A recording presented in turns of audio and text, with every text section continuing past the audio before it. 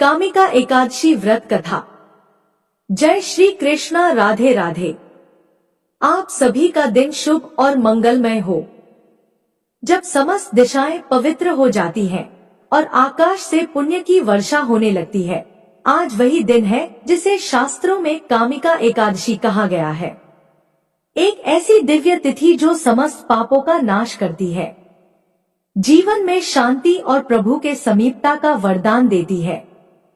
आज है सावन मास के कृष्ण पक्ष की कामिका एकादशी और आप सभी को कामिका एकादशी की बहुत बहुत शुभकामनाएं। आज श्रावण माह कृष्ण पक्ष की एकादशी तिथि है और आज कामिका एकादशी का व्रत है, जिसे पवित्रा एकादशी या कामिका ग्यारस के नाम से भी जाना जाता है। इस कामिका एकादशी का व्रत करने एवं व्रत कथा को सुनने से सहस्त्रों जन्मों के पापों का नाश होता है। इस व्रत के प्रभाव से अश्वमेध यज्ञ करने के बराबर पुण्य फल की प्राप्ति होती है। इतना ही नहीं, कई पवित्र तीर्थ काशी तथा कुरुक्षेत्र में स्नान करने से भी 1000 गुना अधिक अनंत पुण्य फल की प्राप्ति होती है। विशेष रूप से इस दिन तुलसी पूजा करने एवं तुलसी पत्र का प्रयोग करने से व्रत का महत्व सहस्त्र गुना बढ़ जाता है। घर परिवार में सुख समृद्धि और खुशहाली आती है। तो आज मैं सुना रही हूँ कामिका एकादशी व्रत की बड़ी ही दुर्लभ संपूर्ण व्रत कथा। एक बार अर्जुन ने भगवान श्री कृष्ण से कहा, है मधुसूदन, आप मुझे कृपा करके बताएं कि श्रावण मास एकादशी का क्या नाम है और उसकी विधि क्या है। इसमें कौन से देवता की पूजा होती है तथा इसका व्रत करने से मनुष्य को कौन सा फल मिलता है। प्रभु यह सब विस्तार पूर्वक बतलाने की कृपा करिए। अर्जुन की बात सुनकर भगवान श्री कृष्ण ने कहा, है अर्जुन, इस एकादशी का वर्णन एक समय ब्रह्मा जी ने नारद जी के पूछने पर उन्हें सुनाया था, जिसे मैं तुमसे कहता हूँ, ध्यान पूर्वक इसका श्रवण करो। ब्रह्मा जी ने कहा, है नारद, श्रावण मास के कृष्ण पक्ष की एकादशी का नाम कामिका है। इसके महात्म्य को सुनने मात्र से ही अनंत शुभ फलों की प्राप्ति होती है। इस दिन शंख, चक्र, पद्म गदाधारी भगवान श्री हरि विष्णु की माधव, मधुसूदन आदि नामों से पूजा की जाती है। इस दिन गंगा, काशी, नैमिषारण्य और पुष्कर स्नान के फल से अधिक विष्णु भगवान के पूजन का फल प्राप्त होता है। जो पुण्य फल सूर्य और चंद्र ग्रहण पर कुरुक्षेत्र और काशी में स्नान करने से तथा भूमि दान देने से और गोदावरी तथा गंडकी नदी में स्नान करने से प्राप्त होता है, वही फल इस दिन भगवान विष्णु के पूजन करने एवं एकादशी व्रत रखने से मिलता है। श्रावण मास की इस एकादशी के दिन भगवान का पूजन करने से देवता, गंधर्व और सूर्य आदि सब पूजित हो जाते हैं।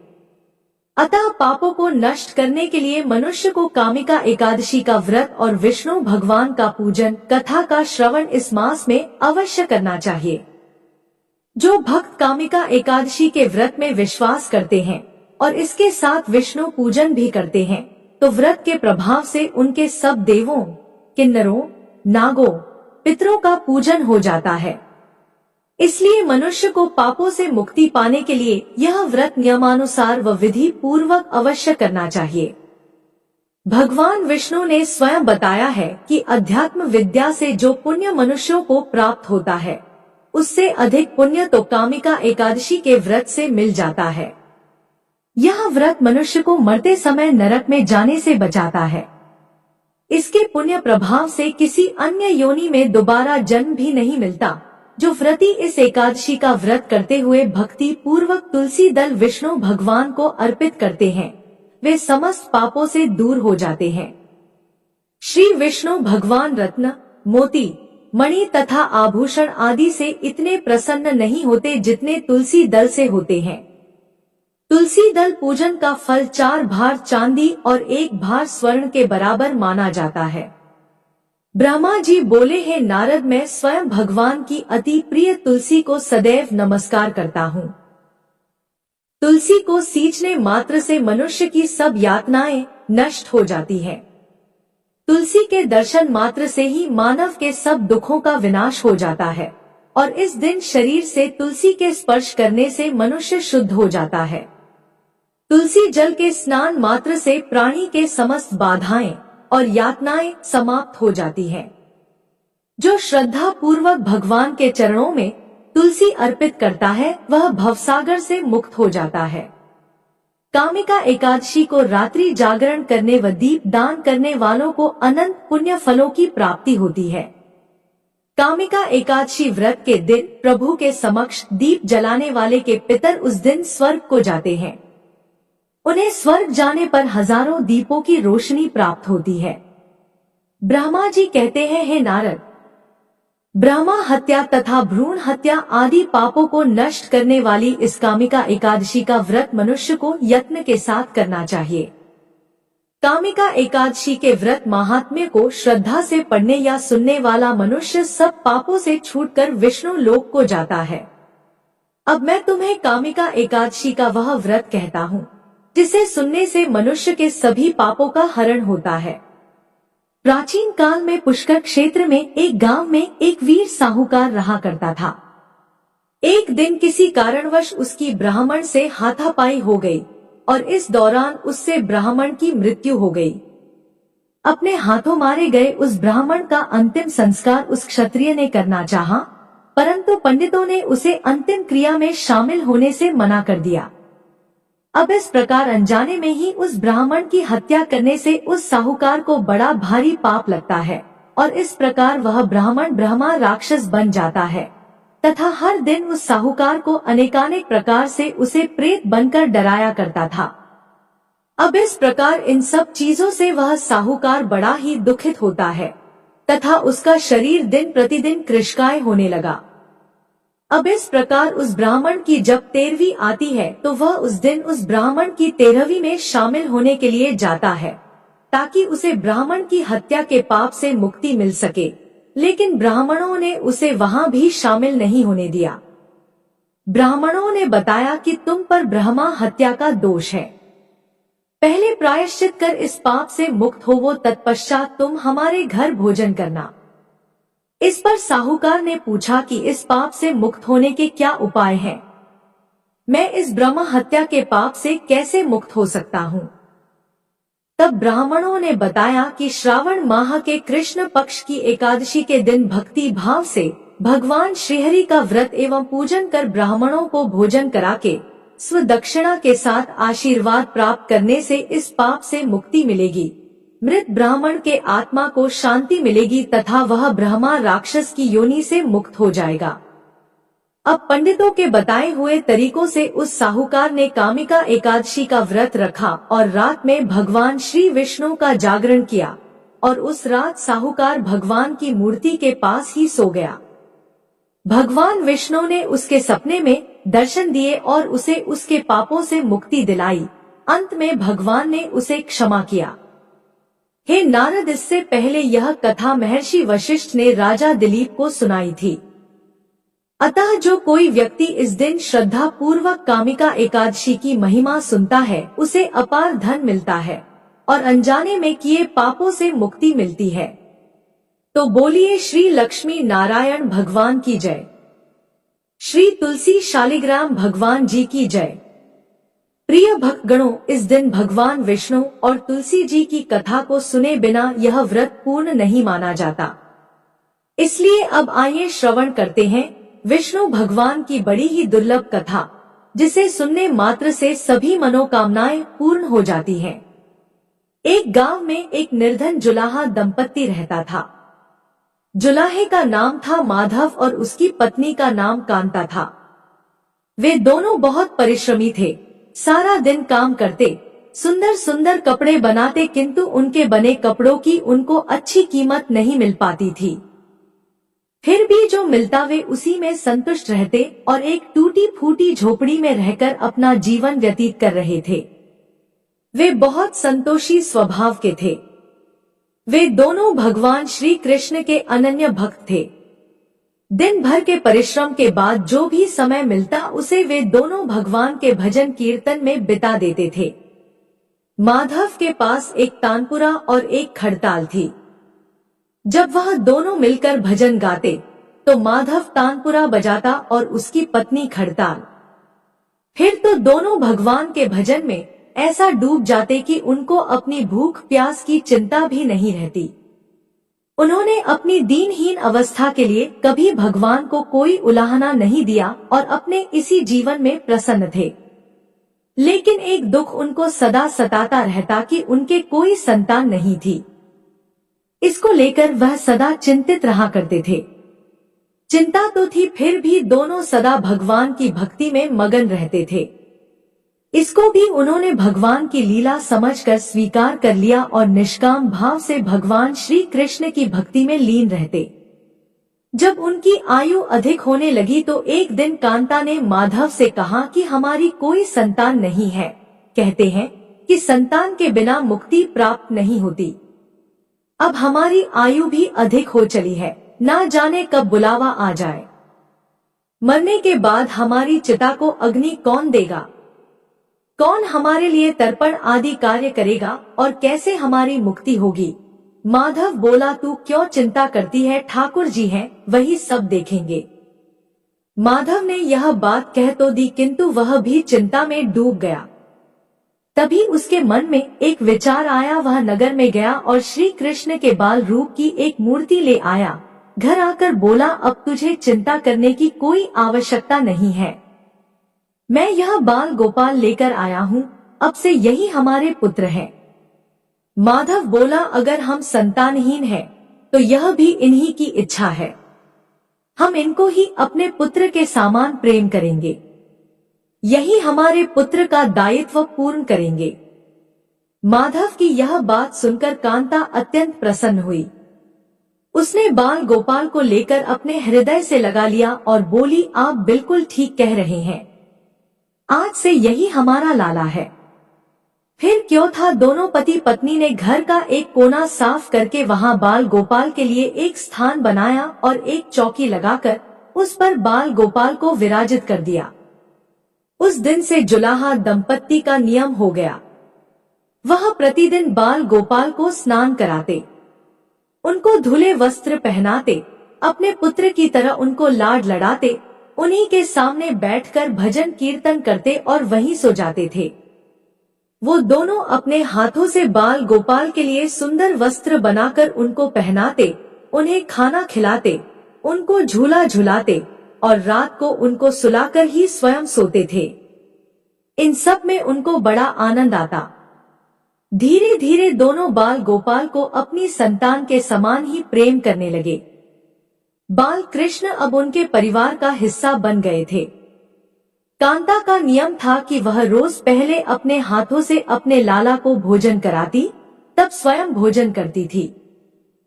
लाला को भोजन कराते समय उसको ऐसा ही प्रतीत होता जैसे वह अपने पुत्र को ही भोजन करा रही हो। उन दोनों के निश्चल प्रेम को देखकर करुणानिधान भगवान अत्यंत प्रसन्न हुए और उन्होंने अदृश्य रूप में आकर स्वयं भोजन करना आरंभ कर दिया। कांता जब प्रेम पूर्वक बाल गोपाल को भोजन कराती तो भगवान को प्रतीत होता मानो वह अपनी माँ के हाथों से भोजन कर रहे हो। उनको कांता के हाथ से प्रेम पूर्वक मिलने वाले हर कौर में माँ का प्रेम प्राप्त होता था। भगवान श्री कृष्ण स्वयं माँ की उस प्रेम लीला के वशीभूत हो गए, किंतु कांता कभी नहीं जान पाई कि स्वयं बाल गोपाल उसके हाथ से भोजन करते हैं। एक दिन घर का काम बहुत अधिक होने के कारण कांता बाल गोपाल को भोजन कराना भूल गई। गर्मी का समय था। भरी दोपहरी में दोनों पति पत्नी कार्य करते करते थक गए और बिना भोजन किए ही सो गए। उनको सोए हुए कुछ ही देर हुए थे कि उनको एक आवाज सुनाई दी, मैया, बाबा, मुझको भूख लगी है। दोनों हड़बड़ाकर उठ गए, चारों ओर देखा आवाज कहां से आई, किंतु कुछ दिखाई नहीं दिया। तभी अचानक लीला को याद आया कि आज उसने अपने लाला को भोजन नहीं कराया है। वह हड़बड़ाकर उठी और दौड़कर लाला के पास पहुंची तो देखा कि बाल गोपाल का मुख कुम्हलाया हुआ है। इतना देखते ही दोनों पति पत्नी वहीं उनके चरणों में गिर पड़े। दोनों की आंखों से आंसुओं की धार बह निकली। कांता तुरंत भोजन लेकर आई और ना जाने कैसा प्रेम उमड़ा कि उसने लाला को उठाकर अपनी गोद में बैठा लिया और भोजन कराने लगी। दोनों पति पत्नी रोते जा रहे थे और लाला को भोजन कराते जा रहे थे। साथ ही बार बार उनसे अपने द्वारा हुए अपराध के लिए क्षमा मांगते जा रहे थे। ऐसा प्रगाढ़ प्रेम देखकर भगवान अत्यंत द्रवित हुए और अंतर्यामी भगवान श्रीहरि साक्षात रूप में प्रकट हो गए। भगवान ने अपने हाथों से अपने रोते हुए माता पिता की आंखों से आंसू पोंछे और बोले, प्रिय भक्त, मैं तुम्हारी भक्ति और प्रेम से अत्यंत प्रसन्न हूँ। तुम जो चाहो वर मांग लो, मैं तुम्हारी प्रत्येक इच्छा पूर्ण करूंगा। इतना सुनते ही दोनों भगवान के चरणों में गिर पड़े और बोले, हे दया निधान, आप हमसे प्रसन्न हैं और स्वयं हमारे सम्मुख उपस्थित है, इसी से हमारा जीवन धन्य हो गया। इससे अधिक हमें और क्या चाहिए? इससे अधिक किसी भी वस्तु का भला क्या महत्व हो सकता है?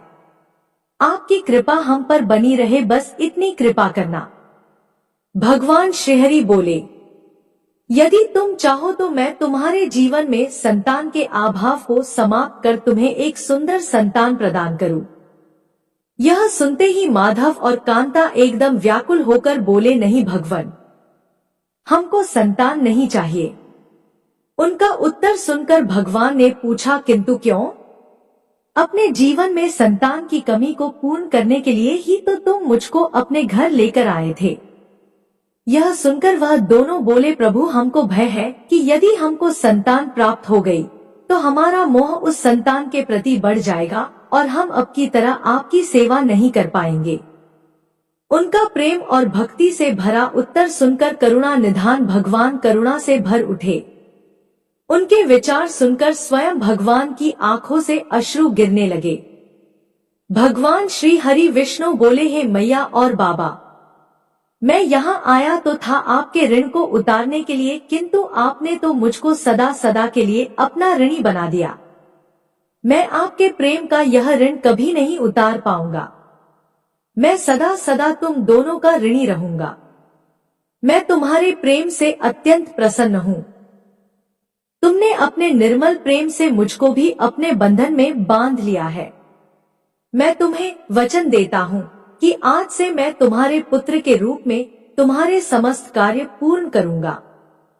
तुम्हें कभी संतान का अभाव नहीं होने दूंगा। तुम ये तो जानते ही हो कि मेरा वचन कभी असत्य नहीं होता। ऐसा कहकर भक्तवत्सल भगवान बाल गोपाल की प्रतिमा में विलीन हो गए। उस दिन से माधव और कांता का जीवन बिल्कुल ही बदल गया। उन्होंने सारा काम धंधा छोड़ दिया और सारा दिन बाल गोपाल के भजन कीर्तन और उनकी सेवा में व्यतीत करने लगे।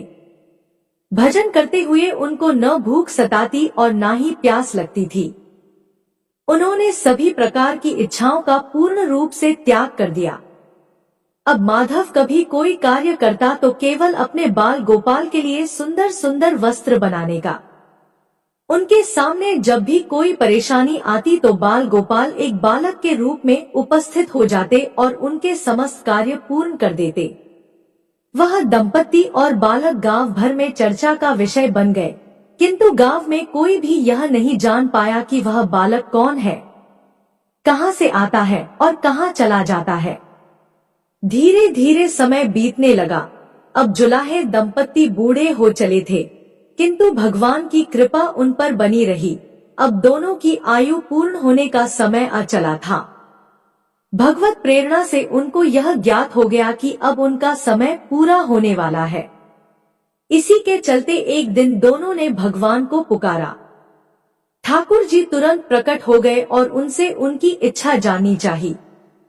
दोनों भक्त दंपति भगवान के चरणों में प्रणाम करके बोले, हे प्रभु, हमने अपने पूरे जीवन में आपसे कभी कुछ नहीं मांगा, किंतु अब जीवन का अंतिम समय आ गया है, इसलिए आपसे कुछ मांगना चाहते हैं। भगवान बोले, निसंकोच होकर अपनी कोई भी इच्छा कहो, मैं वचन देता हूँ कि तुम्हारी प्रत्येक इच्छा को पूर्ण करूंगा। तब बाल गोपाल के अगाध प्रेम में डूबे वह वृद्ध दंपति बोले, हे नाथ, हमने अपने पुत्र के रूप में आपको देखा है। आपने भी पुत्र के समान ही हमारी सेवा की है। अब वह समय आ गया है जिसके लिए कोई भी माता पिता पुत्र की कामना करते हैं। हे दीन बंधु, हमारी इच्छा है कि हम दोनों पति पत्नी के प्राण एक साथ निकले।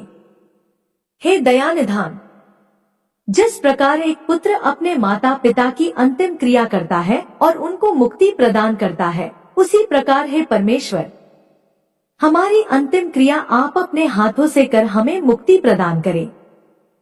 श्रीहरि ने दोनों को उनकी इच्छा पूर्ण करने का वचन दिया और बाल गोपाल के विग्रह में विलीन हो गए। अंत में वह दिन आ गया जब प्रत्येक जीव को यह शरीर छोड़ना पड़ता है। दोनों वृद्ध दंपति बीमार पड़ गए। उन दोनों की भक्ति की चर्चा गांव भर में थी, इसलिए गांव के लोग उनका हाल जानने के लिए उनकी झोपड़ी के पास आ गए। किंतु उन दोनों का ध्यान तो श्रीहरि में रम चुका था। उनको नहीं पता था कि कौन आया है कौन नहीं। तभी अचानक एक चमत्कार हुआ। जुलाहे की झोपड़ी एक तीव्र और अलौकिक प्रकाश से भर उठी। वहां उपस्थित समस्त लोगों की आंखें बंद हो गई। किसी को कुछ भी दिखाई नहीं पड़ रहा था। कुछ लोग तो झोपड़ी से बाहर आ गए तो कुछ वहीं धरती पर बैठ गए। तभी श्री हरि अपने दिव्य चतुर्भुज रूप में प्रकट हुए। उनकी अद्भुत शोभा समस्त सृष्टि को आलोकित करने वाली थी, जो वातावरण में एक दिव्य सुगंध भर गई। वे अपनी मंद मंद मुस्कान से अपने उन भक्त माता पिता की ओर देख रहे थे। उनका यह दिव्य रूप देखकर दोनों वृद्ध अत्यंत आनंदित और मंत्रमुग्ध हुए जा रहे थे। अपने दिव्य दर्शनों से दोनों को तृप्त करने के बाद करुणामय लीलाधारी समस्त सृष्टि के पालनकर्ता श्री हरि वहीं उन दोनों के निकट धरती पर ही उनके सिरहाने बैठ गए। भगवान ने उन दोनों भक्तों का सर अपनी गोद में रख लिया। उनके शीश पर प्रेम पूर्वक अपना हाथ रखा। तत्पश्चात अपने हाथों से उनके नेत्र बंद कर दिए। इतना करते ही तत्काल दोनों के प्राण निकलकर श्रीहरि में विलीन हो गए। पंचभूतों से बना शरीर पंचभूतों में विलीन हो गया। कुछ समय बाद जब वह दिव्य प्रकाश का लोप हुआ तो सभी उपस्थित ग्रामीणों ने देखा कि वहां ना तो माधव था, ना ही कांता थी और ना ही बाल गोपाल। बचे थे तो मात्र कुछ फूल जो धरती पर पड़े थे और एक दिव्य सुगंध जो वातावरण में चारों ओर फैली थी। विस्मित ग्रामीणों ने श्रद्धा से उस धरती को नमन किया। उन पुष्पों को उठाकर ग्रामवासियों ने शीश से लगाया तथा माधव और कांता की भक्ति और गोविंद के नाम का गुणगान करते हुए चल दिए। उन पुष्पों को श्री गंगा जी में विसर्जित करने के लिए। सच्चा भक्त वह है जो एक क्षण के लिए भी भक्ति से विमुख नहीं होता है, अर्थात जिसका चित्त ईश्वर में अखंड बना रहता है, वही सच्चा भक्त कहलाता है। सरल शब्दों में कहें तो भक्ति के अंतिम चरण का अनुभव करने वाले को ही भक्त कहते हैं। एक बार प्रेम से बोलिए विष्णु भगवान की जय। एक बार प्रेम से बोलिए श्री लक्ष्मी नारायण भगवान की जय। आइए अब तुलसी माता की कथा को सुनते हैं। कहते हैं कि तुलसी माता की कथा सुनने से ही एकादशी व्रत कथा पूर्ण माना जाता है और सभी मनोकामनाओं की पूर्ति होती है। सावरणी मुनि की पुत्री तुलसी अपूर्व सुंदरी थी। उनकी इच्छा थी कि उनका विवाह भगवान नारायण के साथ हो। इसके लिए उन्होंने नारायण पर्वत की घाटी में स्थित बद्री वन में घोर तपस्या की। दीर्घ काल तक तपस्या करने के उपरांत ब्रह्मा जी ने प्रसन्न होकर दर्शन दिया और वर मांगने को कहा। तुलसी जी ने कहा, हे सृष्टिकर्ता ब्रह्मदेव, आप अंतर्यामी हैं, सबके मन की बात जानते हैं, फिर भी मैं अपनी इच्छा आपसे बताती हूँ। मैं चाहती हूँ कि भगवान श्री नारायण मुझे पति रूप में मिले। ब्रह्मा जी ने कहा, तुम्हारा अभीष्ट तुम्हें अवश्य मिलेगा। अपने पूर्व जन्म में किसी अपराध के कारण तुम्हें श्राप मिला है। इसी प्रकार भगवान श्री नारायण के एक पार्षद को भी दानव कुल में जन्म लेने का श्राप मिला है। दानव कुल में जन्म लेने के बाद भी उसमें नारायण का अंश विद्यमान रहेगा। इसलिए इस जन्म में पूर्व जन्म के पाप के शमन के लिए संपूर्ण नारायण तो नहीं मिलेंगे, लेकिन नारायण के अंश से युक्त दानव कुल जन्म उस शाप ग्रस्त पार्षद से तुम्हारा विवाह होगा। साप मुक्त होने पर भगवान श्री नारायण सदा सर्वदा के लिए तुम्हारे पति हो जाएंगे। तुलसी ने ब्रह्मा के इस वर को स्वीकार किया, क्योंकि मानव कुल में जन्म होने के कारण उस मायावी भोग को तो भोगना ही था। तुलसी बद्री वन में ही रहने लगी। नारायण का वह पार्षद दानव कुल में जलंधर के नाम से पैदा हुआ था। कुछ दिनों बाद वह भ्रमण करता हुआ बद्री वन में आया। यहाँ तुलसी को देखते ही वह उस पर मंत्र मुग्ध हो गया। तुलसी के सामने उसने अपने विवाह का प्रस्ताव रखा। इतने में ही महाब्रह्मा जी आ गए और तुलसी से कहा, तुलसी, जलंधर को देखो कैसा देवोप उसका स्वरूप है। दानव कुल में जन्म लेने के बाद भी लगता है जैसे इसके शरीर में नारायण का वास हो। तुम प्रस्ताव को सहर्ष स्वीकार कर लो।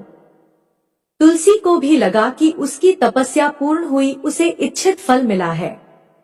जलंधर के साथ उसका गंधर्व विवाह हो गया और वह जलंधर के साथ उसके महल में पत्नी बनकर आ गई।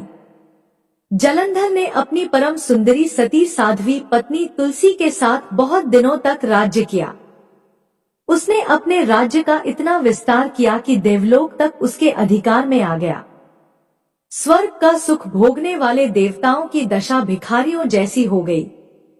जलंधर किसी को कष्ट नहीं देता था, पर अधिकार और राज्य छिन जाने से सारे देवता मिलकर ब्रह्मा, विष्णु और शिवजी की सभा में गए तथा अपनी विपत्ति सुनाई। ब्रह्मा जी ने कहा, तुलसी परम साध्वी है, उसका विवाह जलंधर से मैंने ही कराया था। जलंधर को तब तक नहीं हराया या मारा जा सकता जब तक तुलसी को ना छला जाए। भगवान श्री हरि विष्णु जी ने कहा, जलंधर पूर्व जन्म में मेरा पार्षद था। श्राप के कारण उसे दैत्य कुल में जन्म लेना पड़ा। इस जन्म में भी मेरा अंश उसमें व्याप्त है। साथ ही तुलसी के पतिव्रत धर्म से वह अजय है। फिर देवताओं की सहमति से भगवान शिव ने जलंधर के पास संदेश भेजा कि या तो वह देवताओं को राज्य लौटा दे या फिर उनसे युद्ध करे। जलंधर भगवान शंकर के पास पहुंचा। उसने कहा, देवा आदि देव, आपके लिए देवताओं का पक्ष लेना उचित नहीं है। राज्य बढ़ाना हर राजा का कर्तव्य है। मैं किसी को दुखी नहीं कर रहा हूँ। देवताओं से कहिए कि वे मेरी प्रजा बनकर रहे। मैंने आपका कोई भी अपमान नहीं किया है। हमारा आपका युद्ध शोभा नहीं देता है। अगर आप हार गए तो बड़ी लज्जा की बात होगी। मैं हार गया तो आपकी कीर्ति बहुत अधिक नहीं बढ़ेगी। भगवान शंकर फिर हंसने लगे। वे तो सब रहस्य समझते थे।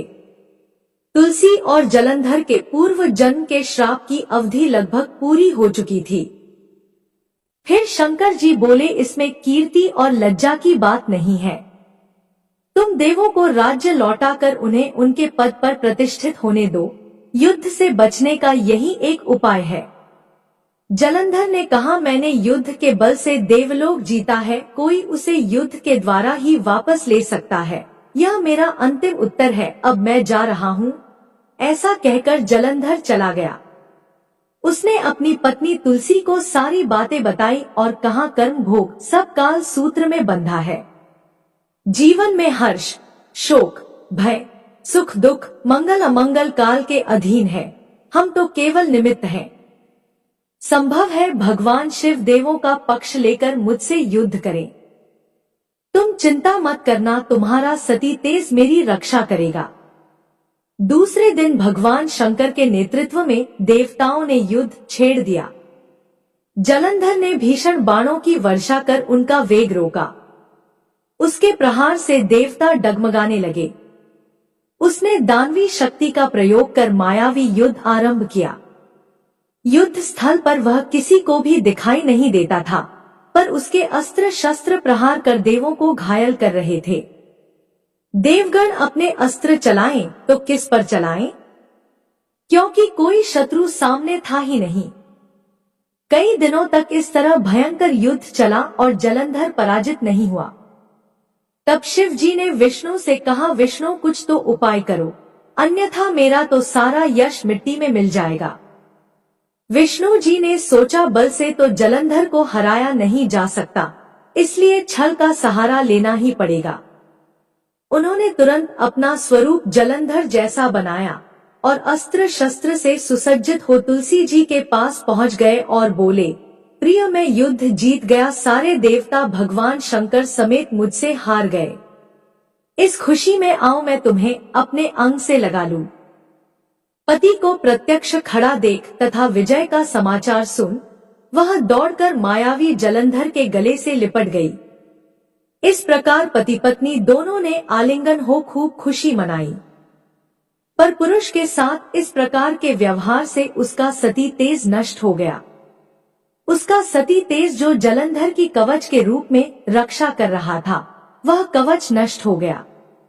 जलंधर शक्तिहीन हो गया। यह जानते ही भगवान शंकर ने उस पर अपने त्रिशूल से प्रहार किया। त्रिशूल के लगते ही जलंधर जलकर भस्म हो गया। जलंधर के मरने को जानकर भगवान विष्णु अपने असली रूप में आ गए। सामने अपने पति जलंधर के स्थान पर भगवान विष्णु को खड़ा देख तुलसी बहुत विस्मित हुई। उसको पता लग गया कि स्वयं नारायण ने उसके साथ छल किया है। क्रोध में आकर तुलसी जी ने श्राप दिया और भगवान विष्णु से कहने लगी, एक सती स्त्री का सतीत्व भंग करने के अपराध में तुम हृदयहीन पत्थर हो जाओ। विष्णु जी ने तुलसी के श्राप को शिरोधार्य कर कहा, हे देवी, तुम्हारे तथा जलंधर के कल्याण के लिए मुझे ऐसा करना पड़ा। तुम दोनों को श्राप मुक्त करना था। तुम भी अब अपना शरीर त्याग कर तुलसी बिरवा के रूप में जन्म लोगी और मेरी पूजा तुलसी दल से होगी। मैं शालीग्राम पत्थर बनूंगा, मेरे शीश पर तुम आदर से विराजमान होगी। तुम्हारे पति की हड्डियों के चूर्ण से शंख की उत्पत्ति होगी। उस शंख ध्वनि से देवताओं तथा मेरी पूजा आराधना होगी। जहाँ शंख ध्वनि होगी वहाँ मंगल में मैं विराजमान रहूंगा। तुमने पूर्व जन्म में बद्री वन में मुझे पाने के लिए बड़ी तपस्या की थी। अब अगले जन्म में मैं नारायण के रूप में बद्रीनाथ वन में स्थापित होऊंगा और मेरी पूजा अर्चना फल फूल से ना होकर तुम्हारी तुलसी दल से होगी। मेरे शीश पर विराजमान होकर तुम मुझसे भी ऊंचा पद प्राप्त करोगी। बोलिए श्री लक्ष्मी नारायण भगवान की जय। बोलिए श्री तुलसा जी शालिग्राम जी की जय। लक्ष्मी नारायण की जय। आशा करती हूँ कि आपको कहानी पसंद आई होगी। कहानी पसंद आए तो चैनल को सब्सक्राइब करें और वीडियो को लाइक और शेयर करें। जय श्री कृष्ण। राधे राधे। आपका दिन शुभ और मंगलमय हो।